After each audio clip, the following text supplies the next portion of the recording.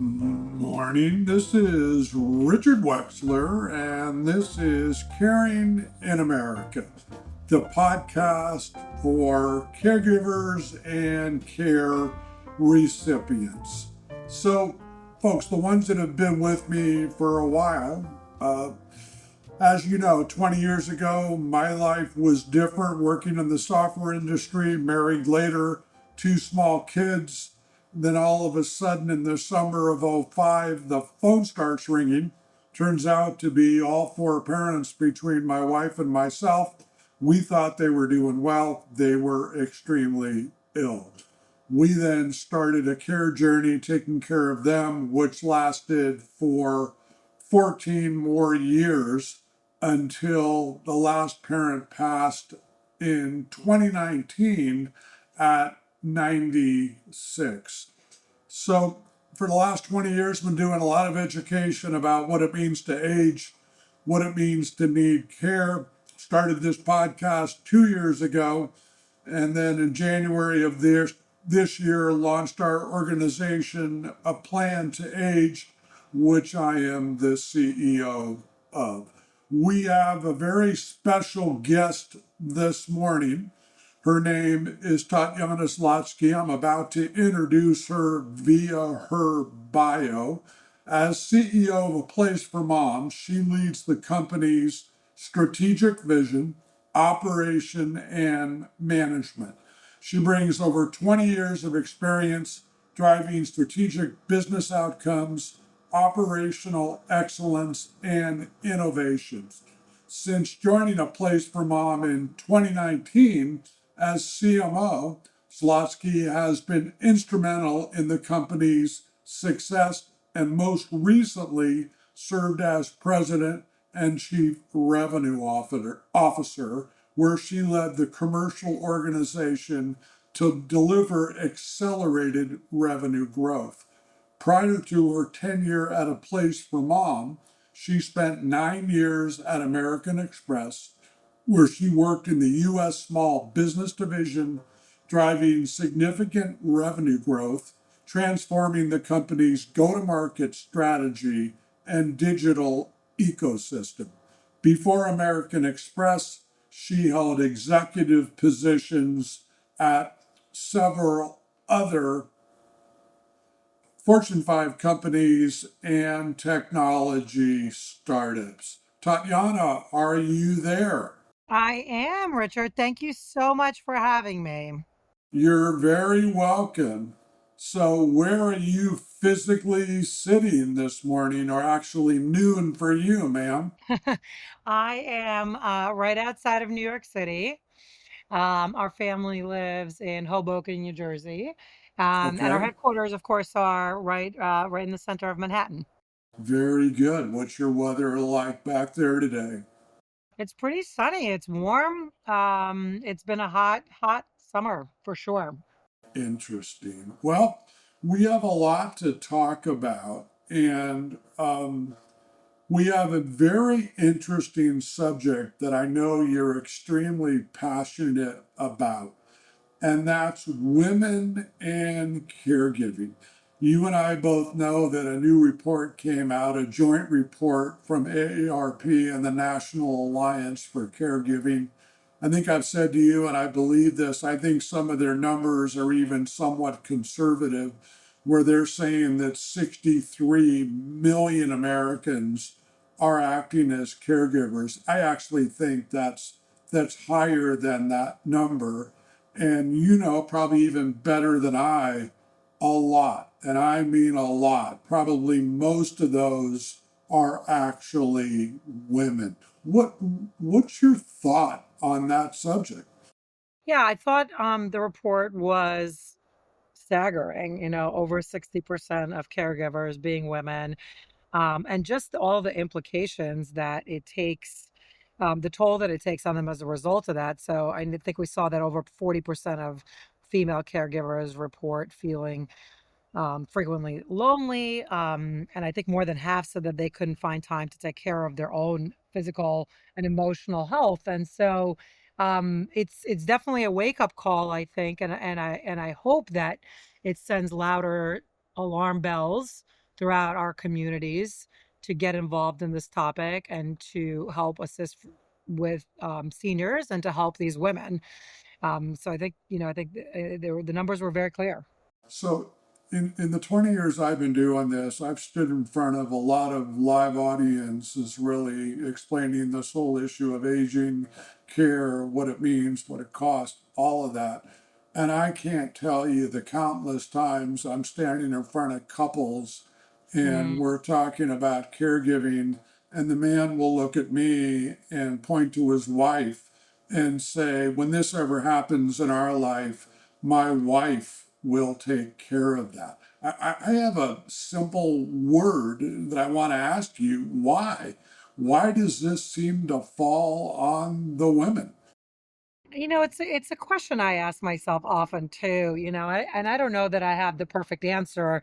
I think the circumstance of that and the trade-offs is that this is really this mentality, right, that women have to carry this burden is really reshaping the American dream much more broadly, right? So many women are part of the sandwich generations where they're juggling their careers, raising their children, and now being asked to be the primary caregivers for aging parents, both their parents and often their husband's parents or their partner's parents. And so women's dream used to be, about upward mobility and independence and building a life for the next generation.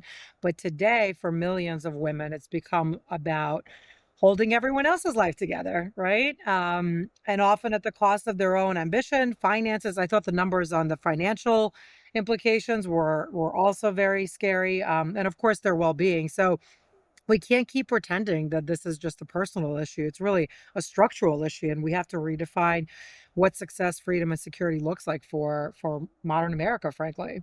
No, and I totally agree with you. And what I'm trying to do with a plan to age is really educate people about the fact that, I mean, hopefully all of us are going to age. Aging is a good thing, but understanding like we didn't, all of a sudden we start getting phone calls. I tell people I'm kidding, that we were special in that we got all four parents. It's tough enough when you have one, or you have a grandparent, or you have close Uncle Charlie or close Aunt Mary that you're going to take care of.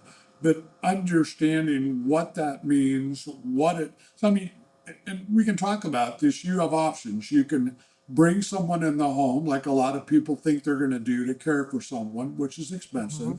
You Yep. can move them to a community, which you're heavily involved in, whether that be assisted living, whether that be memory care. It's also not cheap. Or the third, there's actually four options. The third option, where it gets really difficult, is you make that decision, and it looks like it's normally the woman who may be living, pick a city. She's in Houston, and mom's still in Los Angeles where they grew up. Is she going to decide, well, first of all, she finds out mom broke her hip.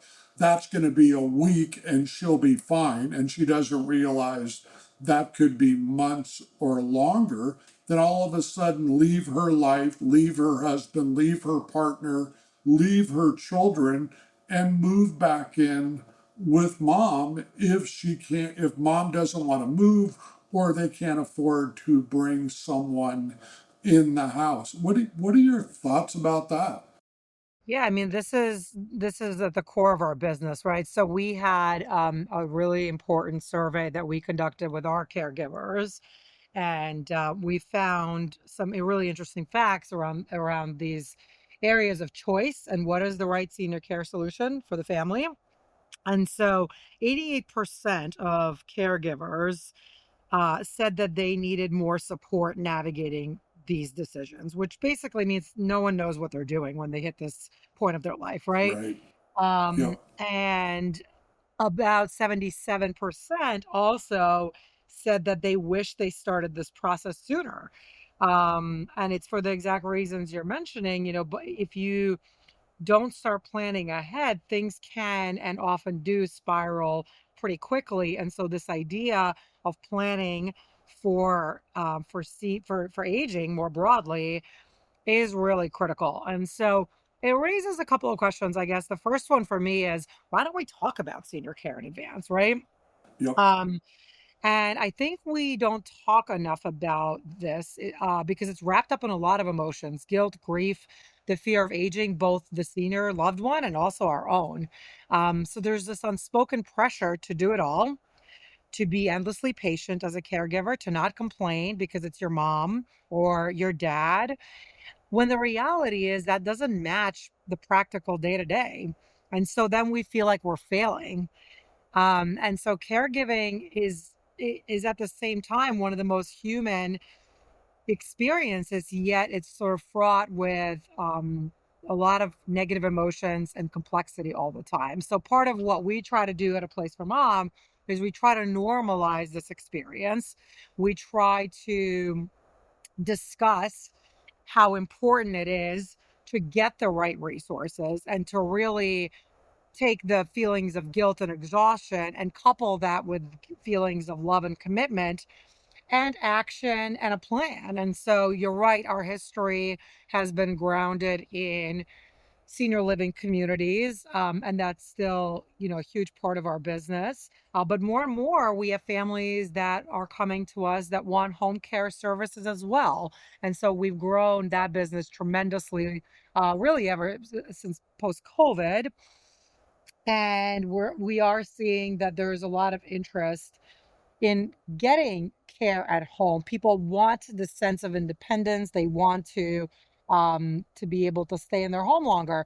At the same time, this, there are situations that staying at home with even endless home care is not sustainable, whether that's because a senior loved one has advanced dementia or memory loss. And, at that stage, even 24-hour care can be insufficient, or because 24-hour home care is very expensive.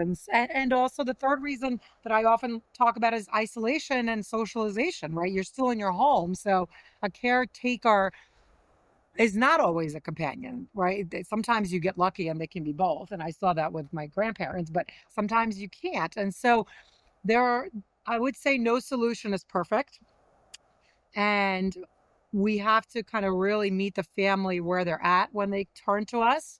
And our job is to make sure that they understand all their options, that we deliver that we deliver the information to them in a way that's transparent, concise, and objective. And that's really the mission of what we do. Sure, and I appreciate that, and thank you. And as I always say to my listeners, please share this information with those around you. I mean, we maybe, and I really haven't said what I'm about to say before, but maybe we're in this position where the average family, we're hoping they plan. You really want to plan for so many reasons. You really want to understand what mom, dad, in-laws, grandparents, Uncle Charlie, what they want. Where do they want to be?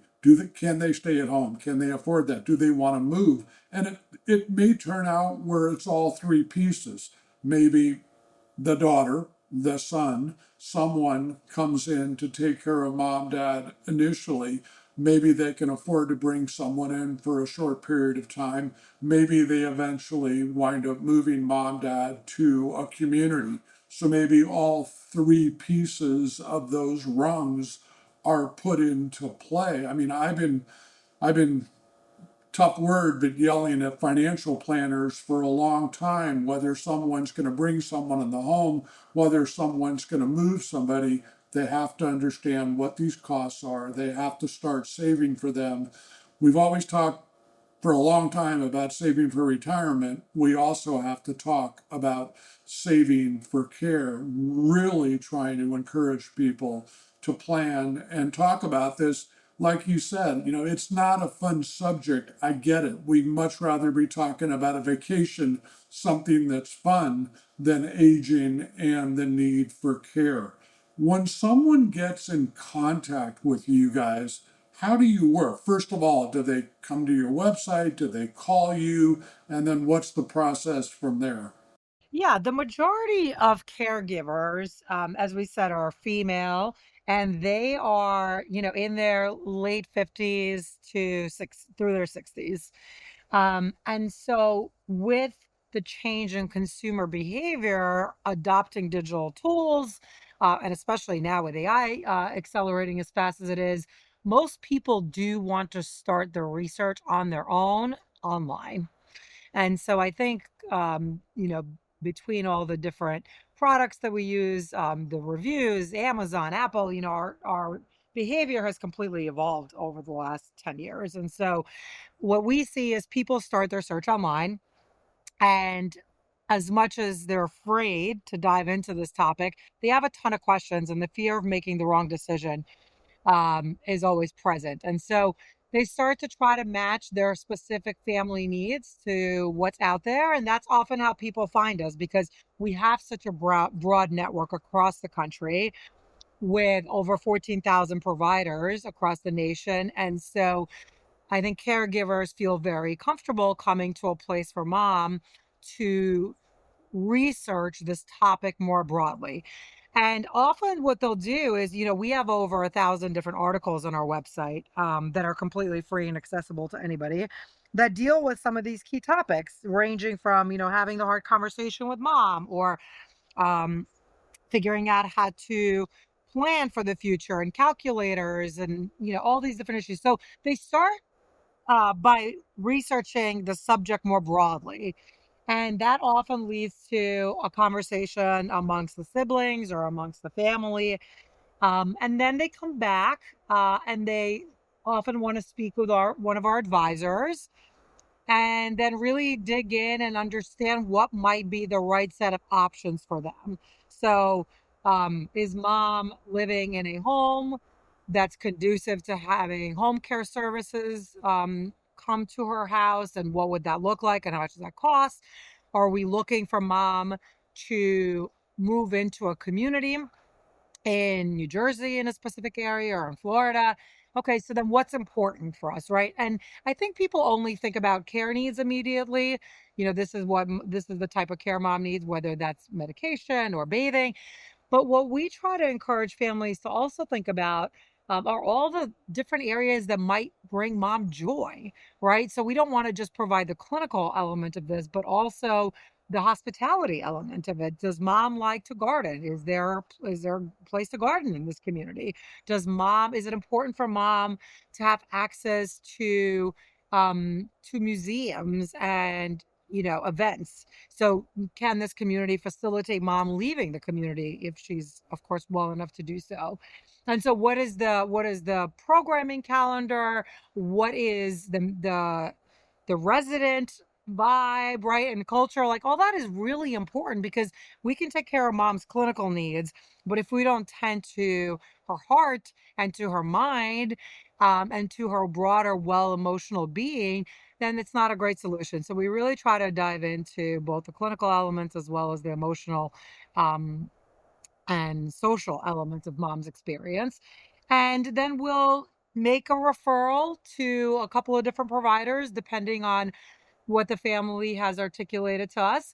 We'll give them a little bit of time to learn more on their own, and then either they'll reach back out to us, or we'll call them to find out, how the tour went, if we had set that up for them, or if they had an at home assessment from home care, to see how that's going, and then continue to offer our services till they feel like they've really found what's going to work for their family. And then often, truthfully, people reach back out to us for, the second parent, or the father or the mother-in-law, as well as their loved ones. So that's kind of the typical process, Richard. No, and that's great information, folks. And again, I go back to this four-letter word that I talk about all the time: plan. I mean, one thing that people have to understand: normally, as we age, we're most of us are going to need care. I talk about 95% of us. Could be a few hours, could be a few years. For a lot of people, it's going to be somewhere in between. But understanding and talking to mom and dad and grandparents, understanding that this care is probably not going to be short. And as Tatiana was talking about, making the right decisions. What is the right place for mom? Will she be able to stay at home? Can they afford it? Will she be lonely? Does the community make a lot more sense for all the different reasons she was talking about? As we somewhat get close to the end of our conversation, I want to talk about a couple more things, and that's how we get men, men, men, to be more caregivers than we're currently seeing. As you know, Mm. I talk about we have the oldest baby boomers turning 80. We have over 100 million people in this country over 50. Guys, this can't wind up on the female in your life. You have to do your part as well. Any thoughts there, ma'am? It is a really good question. I think, look, the first thing is we have to change the narrative, right? Caregiving isn't women's work, it's human work. And really it starts at home, how we talk about responsibilities and how it extends to the workplace and policy and culture. And so I think this is where I see a ton of parallel between the time when women really entered the workforce and became equal partners in families, second income families, which was now the majority of American households. I think we saw similar change that now needs to happen with aging of seniors and caregiving of seniors. So what happened with women and how were they able to sort of enter the workforce and stay in the workforce longer? I know we still have a ton of work to do there, but I think we're in a much better place. Men had to contribute to raising children in order for women to be able to work and achieve their goals, dreams, and ambition. And a lot of the women that were feminists and were driving, this forward. I mean, whether or not you like people like Sheryl Sandberg or not, she talked about this a lot. We need the men to want this for the women. And so I think in caregiving of seniors, men need to be invited in, not just when it's convenient or when there's a crisis, but as equal everyday participants. And so we need to stop praising men for doing the bare minimum and instead hold them to the same caregiving expectations we've long placed on women.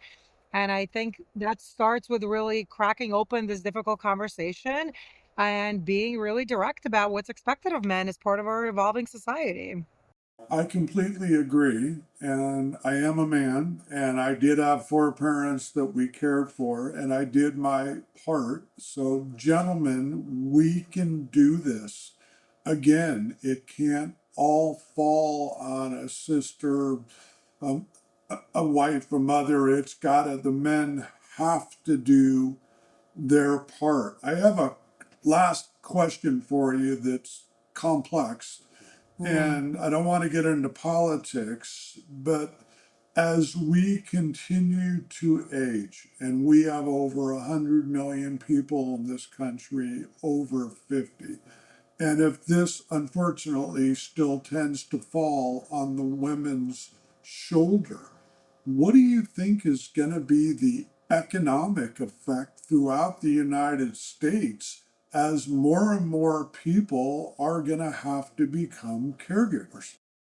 Yeah, it's a really tough question. I think as the population ages with over 70 million Americans projected to be 65, the this burden will fall on our society. And so I'm not sure what's going to happen, but what I think could continue is what's already happened, right? So women are already reducing work hours. They're already turning down promotions or leaving the workforce entirely to care for their aging loved ones. And so that what is that already translating to today? It's translating to lost income, stalled careers, reduced retirement savings, and that means that the next generation is going to be greatly affected by that and our economy, right? We're talking about billions in lost productivity and increased reliance on public safety nets, which of course has dramatic implications on all U.S. citizens. And so, unless we build real support structures, paid leave, flexible work, affordable long-term care, we really risk burning out an entire generation of women and undermining the long-term economic health of the country. I completely agree. Something we're doing, we're putting on these conversations on aging and care. We just had our first one last week. We're going to have another one on Tuesday, October 14th at 1 o'clock Eastern Time. We're really trying to get many, many, many folks in these conversations to understand everything Tayana and I are talking about. understand planning, understand organizations like she runs, understand where the help's going to come from as more and more people age, and understanding, folks, there's a very good chance if you have aging loved ones in your life, at some point, they could be 100 years old, they could be 65 years old. At some point, they're going to need some care. So it is a huge subject. And as we all age in this country, even getting bigger. As we do get ready to wrap up, ma'am, if somebody wants to reach out, what kind of contact information do you want to give them? Yeah, of course. I mean, of course, aplaceformom.com is the main go-to resource. So please feel free to visit and really utilize all the free services that are available there, as well as our advisory service. Um, and then please feel free to email me directly. It's Tatiana Zlotsky at A Place for Mom, and I'm always looking to hear from folks facing this challenge, and happy to help. So I welcome anyone reaching out. And I know, Richard, you asked me the one thing I wanted to wrap up with, which was you asked me to think about what is it that I wish I knew today, as I took on caregiving as a teenager for over 20 years of my grandparents. So I thought a lot about that. And I think what I would say is that I wish I had known just how episodic caregiving can be. That Yes. it's not this one steady rhythm, but it's a series of unpredictable highs and lows. I used to think, it's just, "Oh, we got to get through this moment. We have to get through this moment," but it's actually a connected set of moments. And so, what it really requires is a sustained commitment, deep patience, and love over a long period of time. So, you have to treat it like a marathon and not like a sprint. And importantly, care for yourself along that journey. And so, as folks come to our website and learn more, I would just encourage them to think about not solving today's problem, but the problem that it might lead to over the next several years. No, I think that is fantastic advice, and I appreciate that. And obviously, you've been there. And folks, again, great information. Please share it. I want to say thank you to Tatiana. And folks, until we talk again, as I always say, have yourself an awesome day.